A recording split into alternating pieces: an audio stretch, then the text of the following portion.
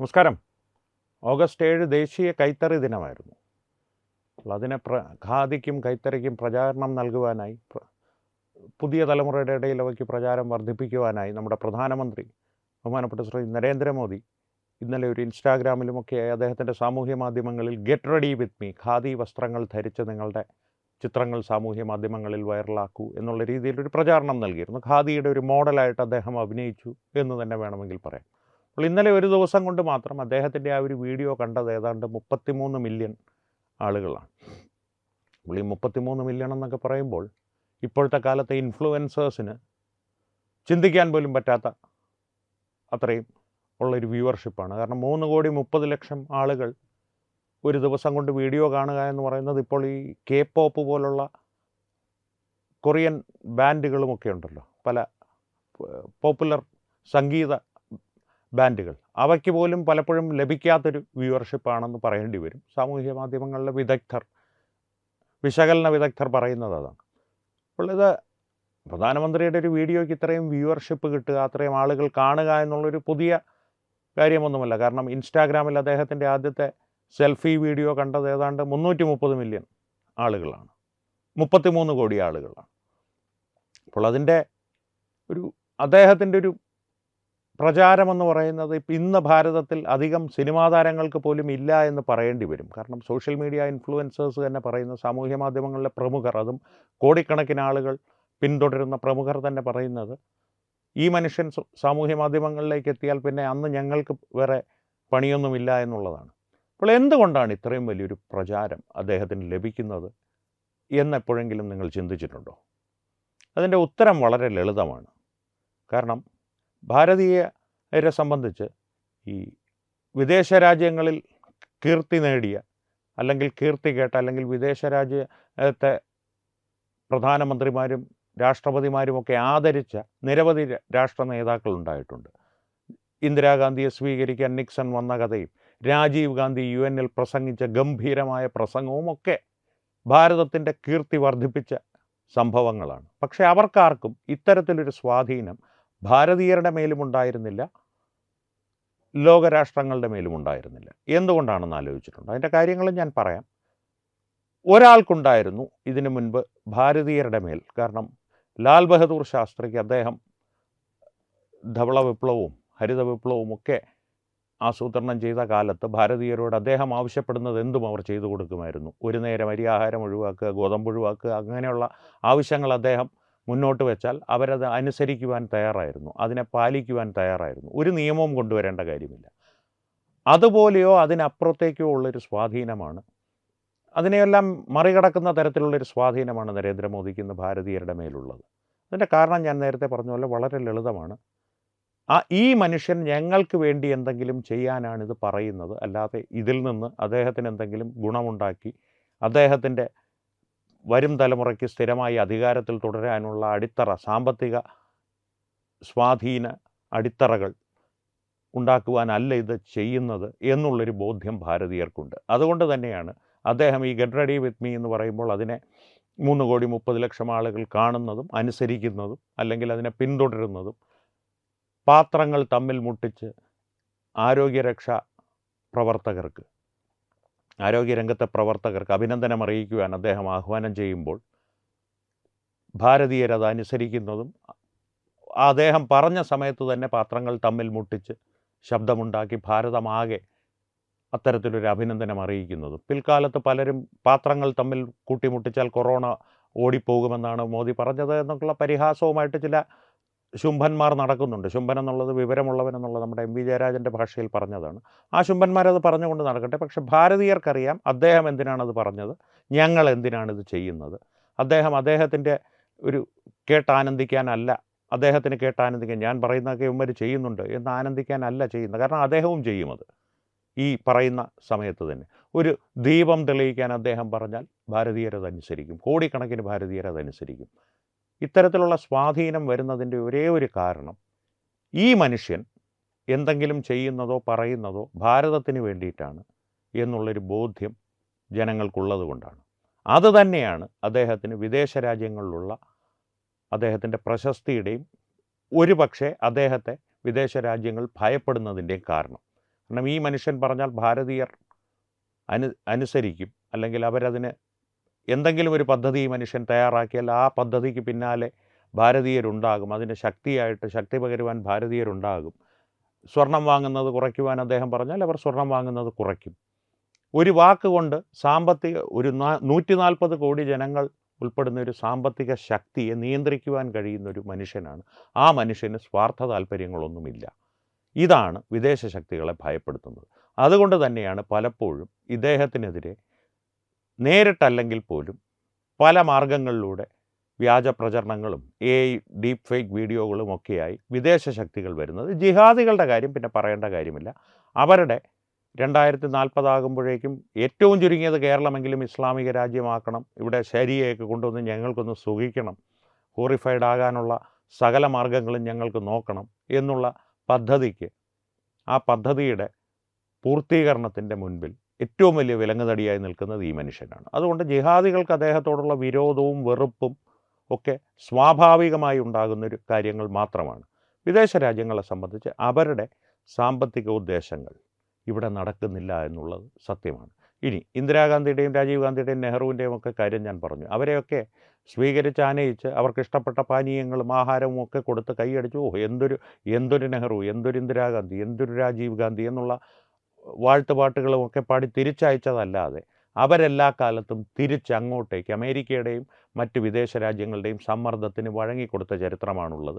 ഇന്ദിരാഗാന്ധി ഉരുക്ക് വനിതയായിരുന്നു, ഇരുമ്പ് വനിതയായിരുന്നു, അയൺ ലേഡിയായിരുന്നു എന്നൊക്കെ പറയുന്നുണ്ട്. ശരിയാണ്, ബംഗ്ലാദേശ് വിഭജിക്കുവാനായിട്ട് ശക്തമായിട്ടുള്ളൊരു തീരുമാനം അവരെടുത്തു. പക്ഷേ ആ തീരുമാനത്തിൻ്റെ എല്ലാ ഗുണവും, ഭാരതത്തിന് ലഭിക്കേണ്ട എല്ലാ ഗുണവും അമേരിക്കയുടെയും പാകിസ്ഥാൻ്റെയും സമ്മർദ്ദത്തിന് വഴങ്ങി 93,000 പാക് സൈനികർ നമ്മുടെ തടവിലുണ്ടായിരുന്നപ്പോൾ പോലും 54 ഭാരതീയരുടെ ജീവൻ തിരികെ വാങ്ങുവാൻ കഴിയാതെ പാക് അധിനിവേശ കാശ്മീർ ഉൾപ്പെടെ എന്തും നമുക്ക് തിരിച്ചു പിടിക്കാവുന്നൊരവസ്ഥയിൽ നിന്ന് ഒന്നും നേടാതെ പിന്മാറിയൊരു യുദ്ധമായി അവസാനിപ്പിക്കുന്ന തരത്തിൽ ദുർബലയായിരുന്നു. രാജീവ് ഗാന്ധിയെ സംബന്ധിച്ച് ബുദ്ധൻ ജനിച്ച നാടാണ് ഭാരതം, ഭാരതം സമാധാനത്തിൻ്റെ പ്രചാരകരാണ്, സമാധാനം കാംക്ഷിക്കുന്ന നാടാണ് ഭാരതം എന്നൊക്കെ UN-ൽ രാജീവ് ഗാന്ധി പ്രസംഗിച്ചപ്പോൾ വലിയ കരഘോഷമുണ്ടായി. പക്ഷേ എന്തുണ്ടായി? അത് കഴിഞ്ഞ് തിരിച്ചുവിട്ടതിന് ശേഷം ഭാരതം മുന്നോട്ട് പോയ പോക്ക് ഒടുവിൽ മുംബൈ ഭീകരാക്രമണ സമയത്ത് അമേരിക്കയുടെ സമ്മർദ്ദത്തിന് വഴങ്ങി അമേരിക്കയെ സമാധാനിപ്പിക്കാൻ ശ്രമിക്കുകയായിരുന്നു കോൺഗ്രസ് സർക്കാർ. രാജീവ് ഗാന്ധിയൊക്കെ കൂടി തുടങ്ങി വെച്ചൊരു ചടങ്ങാണത്. കാരണം ഏതെങ്കിലും തരത്തിൽ നിങ്ങൾ ഭാരതം പാകിസ്ഥാനെ ആക്രമിക്കുമോ? ആക്രമിക്കില്ല, നിങ്ങൾ വിശ്വസിക്കുമോ? ആക്രമിക്കില്ല എന്ന് നമ്മൾ അമേരിക്കയ്ക്ക് ഉറപ്പുകൾ കൊടുത്തുകൊണ്ടേയിരുന്നു. ആ ഉറപ്പുകൾ പാലിക്കേണ്ടി വന്നു എന്ന് അന്നത്തെ ആഭ്യന്തരമന്ത്രിയായ ചിദംബരം തന്നെ പറഞ്ഞിട്ടുണ്ട്. അതിൽ നിന്നൊക്കെ മാറി ഭാരതം എടുക്കുന്ന ഓരോ ചുവടും, ഭാരതം എടുക്കുന്ന ഓരോ തീരുമാനവും ഭാരതത്തിൻ്റെ നന്മയ്ക്ക് വേണ്ടിയിട്ടായിരിക്കും. അതുകൊണ്ടാണ് FCRA ബിൽ നടപ്പാക്കിയാൽ അമേരിക്കയുമായിട്ടുള്ള ഉഭയകക്ഷി ബന്ധം വഷളാകും എന്ന് ഒരു സെനറ്റർ പറഞ്ഞാൽ പോയി പണി നോക്കൂ, ഇത് ഞങ്ങളുടെ ആഭ്യന്തര കാര്യമാണ്, ഞങ്ങൾ തീരുമാനിച്ചോളാം, അമേരിക്ക ഇതിൽ തലയിടേണ്ട കാര്യമില്ല എന്ന് പരസ്യമായി പറയുവാൻ ഭാരതം മുതിരുന്നത് നരേന്ദ്രമോദിയുടെ നേതൃത്വം കൊണ്ടാണ്. അതാണ് വ്യത്യാസം. ഇത് ഭാരതീയർക്കറിയാം. ഇനി ഡൊണാൾഡ് ട്രംപ് എത്രത്തോളം വാശിയോടുകൂടി നികുതികൾ ചുമത്തി, പല അവകാശവാദങ്ങൾ ഉന്നയിച്ചു. ന്യൂയോർക്ക് പോസ്റ്റ് ഉൾപ്പെടെയുള്ളവർ പറഞ്ഞത് ഒരു തവണ പോലും ഡൊണാൾഡ് ട്രംപ് ഇങ്ങോട്ടേക്ക് ഫോൺ സന്ദേശം അയക്കുവാൻ ശ്രമിച്ചിട്ടും ഫോണിൽ ബന്ധപ്പെടുവാൻ ശ്രമിച്ചിട്ടും ഒരു തവണ പോലും നരേന്ദ്രമോദി ഡൊണാൾഡ് ട്രംപിൻ്റെ ഫോൺ എടുത്തില്ല എന്നുള്ളതാണ്. ഫോൺ എടുത്തില്ല എന്നുള്ളത് പിണങ്ങിയെടുത്തില്ല എന്നുള്ളതല്ല, അതും സന്ദേശമാണ്. ഒരു രാഷ്ട്രത്തലവൻ മറ്റൊരു രാഷ്ട്രത്തലവൻ്റെ ഫോൺ സന്ദേശം നിരാകരിക്കുമ്പോൾ അതും ശക്തമായൊരു സന്ദേശമാണ് നൽകുന്നത്. കൃത്യമായിട്ട് അമേരിക്കയോടോ മറ്റ് ലോകരാഷ്ട്രങ്ങളോടോ അധികം സമ്മർദ്ദതന്ത്രങ്ങളൊന്നും വേണ്ട, ഞങ്ങളുടെ കാര്യം ഞങ്ങൾ നോക്കിക്കോളാം. യൂറോപ്യൻ രാജ്യങ്ങളോട് നിങ്ങളുടെ കാര്യങ്ങൾ മാത്രമല്ല ലോകത്തുള്ളത്, നിങ്ങളുടെ കാര്യത്തിൽ തലയിടേണ്ട, ഉക്രൈൻ റഷ്യ യുദ്ധത്തിൽ നിങ്ങളുടെ പക്ഷത്തോടൊപ്പം നിൽക്കേണ്ട യാതൊരു ബാധ്യതയും ഭാരതത്തിനില്ല എന്ന് പരസ്യമായി പ്രഖ്യാപിച്ച രാജ്യമാണ് ഭാരതം നരേന്ദ്രമോദിയുടെ കീഴിൽ. റഷ്യയിൽ നിന്ന് എണ്ണ വാങ്ങുന്ന കാര്യം സംബന്ധിച്ചുള്ള തർക്കം, പലതരത്തിലുള്ള വ്യാജ പ്രചാരണങ്ങളുണ്ടായി. ഓരോ മാസവും റഷ്യയിൽ നിന്ന് നാം വാങ്ങുന്ന എണ്ണയുടെ അളവ് കൂടുന്നതല്ലാതെ ഇന്നേ വരെ കുറഞ്ഞിട്ടില്ല ഈ വിവാദങ്ങളൊക്കെ ഉണ്ടായപ്പോൾ.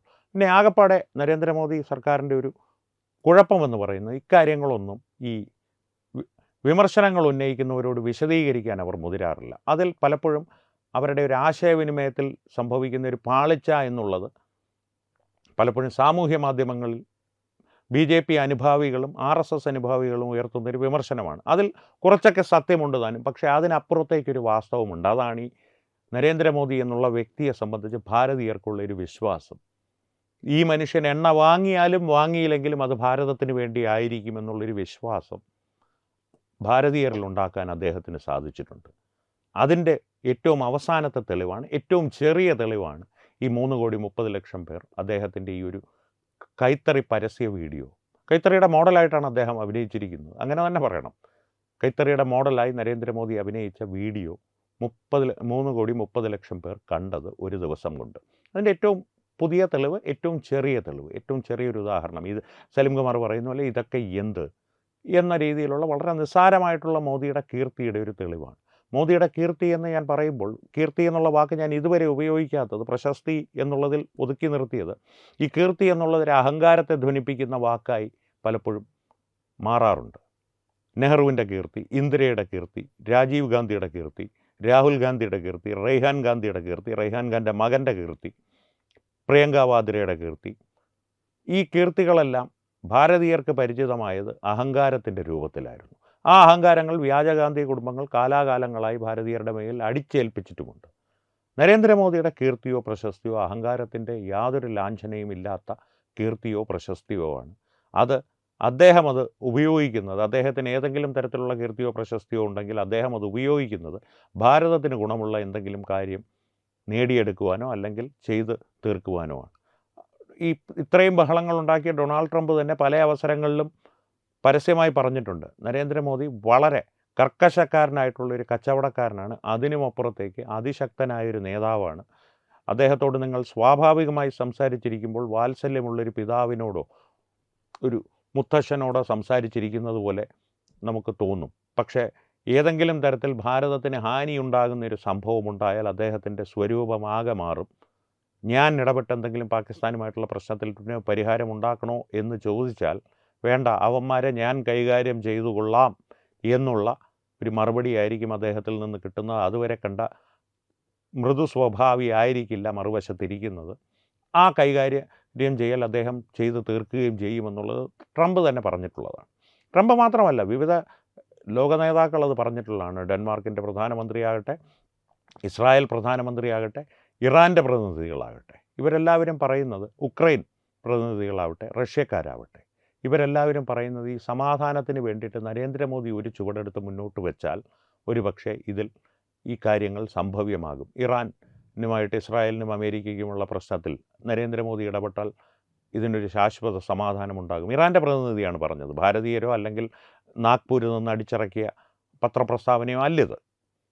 അത്തരത്തിലുള്ളൊരു വിശ്വാസം നരേന്ദ്രമോദിയുടെ ഒരു നേതൃത്വ പാടവത്തിന് മേൽ ലോകത്തിന് മുഴുവൻ ഉള്ളപ്പോഴും നരേന്ദ്രമോദി പലപ്പോഴും ഈ യുദ്ധത്തിൻ്റെ സമാധാനത്തിൻ്റെ വെള്ളരിപ്രാവായി അല്ലെങ്കിൽ ഒരു മധ്യസ്ഥനായി പോകാത്തതിൻ്റെ കാരണം ഇതിൻ്റെ ഇടയിൽ പോലും ഭാരതത്തിന് മെച്ചപ്പെട്ട രീതിയിലുള്ള പല വാണിജ്യ കരാറുകളും സാധ്യമാക്കുവാൻ നമുക്ക് അവസരങ്ങൾ ഒരുങ്ങും. യുദ്ധം അവസരമാണ്, ദൗർഭാഗ്യകരമായിട്ടുള്ളൊരു വസ്തുതയാണെങ്കിൽ പോലും മറ്റ് രാജ്യങ്ങൾ തമ്മിൽ നടക്കുന്ന യുദ്ധം, നാം നേരിട്ട് ഇടപെടാത്തൊരു യുദ്ധം നമുക്ക് നിരവധി അവസരങ്ങൾ തുടർന്നു തരും.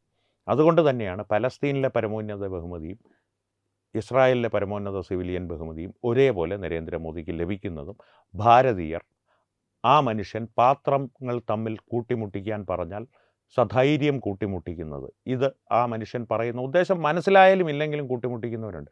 ആ മനുഷ്യൻ പറഞ്ഞാൽ അതിലെന്തെങ്കിലും കാര്യം കാണും എന്നുള്ളൊരു വിശ്വാസം അവർക്കുണ്ട്. ആ ഒരു വിശ്വാസമാണ്, അതിൻ്റെ ഏറ്റവും ചെറിയൊരു ഉദാഹരണം മാത്രമാണ് ഈ 3,30,00,000 കാഴ്ചക്കാർ അദ്ദേഹത്തിൻ്റെ കൈത്തറി പരസ്യ വീഡിയോയ്ക്ക് ഉണ്ടായത്. അപ്പോൾ ഈ വിഷയത്തെ സംബന്ധിച്ച് പ്രേക്ഷകരുടെ അഭിപ്രായങ്ങൾ തീർച്ചയായും കമൻറ്റുകളിലൂടെ ഞങ്ങളുമായി പങ്കുവയ്ക്കുക. നിങ്ങളും ഈ ഒരു നരേന്ദ്രമോദിയുടെ ഒരു പ്രശസ്തിയിലും, കീർത്തി എന്ന വാക്ക് തന്നെ നമുക്ക് ഉപയോഗിക്കാം, കീർത്തിയിലും വിശ്വസിക്കുന്നുണ്ടോ? ഉണ്ടെങ്കിലും ഇല്ലെങ്കിലും, യോജിച്ചാലും വിയോജിച്ചാലും അത് തീർച്ചയായും കമൻറ്റുകളിലൂടെ ഞങ്ങളുമായി പങ്കുവയ്ക്കുക. അപ്പം ഈ വീഡിയോ ലൈക്ക് ചെയ്യുക, പരമാവധി ആളുകളിലേക്ക് ഇതെത്തുവാനായി ഷെയർ ചെയ്യുക. 33 മില്യണൊന്നും ഇല്ലെങ്കിലും നമ്മളും നരേന്ദ്രമോദിയുടെ ആൾക്കാരാണല്ലോ, ഒന്ന് പരിഗണിച്ച് ഷെയർ ചെയ്യുക. അപ്പോൾ ഏറ്റവും പ്രധാനപ്പെട്ട കാര്യം, തത്വമയി ന്യൂസിൻ്റെ യൂട്യൂബ് ചാനൽ നിങ്ങൾ ഇതുവരെ സബ്സ്ക്രൈബ് ചെയ്തിട്ടില്ലെങ്കിൽ തീർച്ചയായും സബ്സ്ക്രൈബ് ചെയ്തിട്ടുണ്ടെന്ന് ഉറപ്പുവരുത്തുക. അപ്പോൾ ഈ വിഷയത്തിലും മറ്റു വിഷയങ്ങളിലും സംവാദങ്ങൾ തുടരട്ടെ. വീണ്ടും കാണാം. നന്ദി, നമസ്കാരം. HIV അണുബാധ സന്തോഷപൂർണമായ ഒരു ജീവിതത്തിന് തടസ്സമല്ല. HIV അണുബാധയ്ക്ക് ഫലപ്രദമായ ചികിത്സ ഇന്ന് ലഭ്യമാണ്. ഇതിന് യഥാസമയം അണുബാധ കണ്ടെത്തുന്നതും കാലേക്കൂട്ടി ചികിത്സ നടത്തേണ്ടതും അത്യാവശ്യമാണ്. സൗജന്യമായ ചികിത്സയും മാർഗനിർദ്ദേശങ്ങളും സർക്കാർ ആശുപത്രികളിലെ ART അഥവാ ഉഷസ് കേന്ദ്രങ്ങളിൽ ലഭ്യമാണ്. ആരോഗ്യ സംരക്ഷണം ഓരോരുത്തരുടെയും ഉത്തരവാദിത്തമാണ്.